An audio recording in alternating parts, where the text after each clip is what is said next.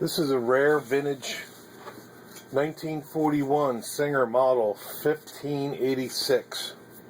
It's got Sphinx decals with the Starburst center decal. Serial number is AG044081. It's a Treadle machine. It does have a hub on the back that you can mount a motor or a hand crank. I have a hand crank mounted right now. This is just for demonstration purposes only. It's mine. Does not come with the machine. Neither does the wood base it's in. And it's a forward stitch machine only. You can vary the stitch length. And just to show you how well it works, it's got 6 layers of denim, and they were already stitched once for photo used in the ad. With this machine body too, it also has a notch in the back that you can put a standard Singer light onto it.